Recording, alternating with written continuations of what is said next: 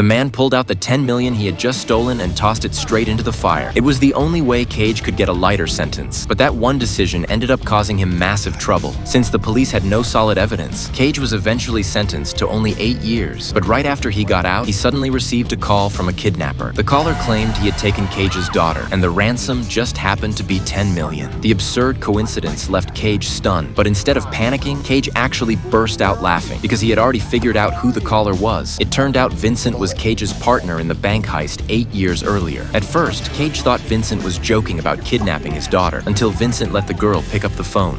No?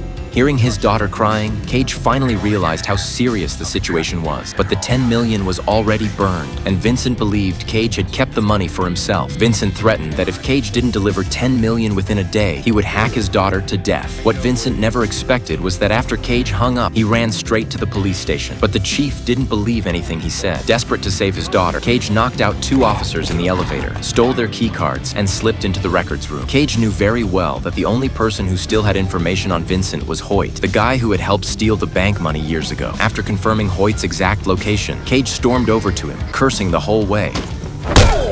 With just one punch, Cage shattered Hoyt's front teeth. Hoyt was the one who had driven the getaway car with Vincent back then, which led to Cage getting caught. And now, Hoyt had teamed up with Vincent to kidnap his daughter, to save his own skin. Hoyt revealed Vincent's location, but Cage had no intention of letting him off the hook, until suddenly Hoyt smacked Cage's gun out of his hand. While Cage bent down to retrieve it, Hoyt flipped up the sofa cushion and pulled out a shotgun, unleashing a wild barrage at Cage. Luckily, Cage reacted fast enough to avoid getting shot to death. But just as Hoyt opened the door to escape, he froze. Police had already surrounded the entrance.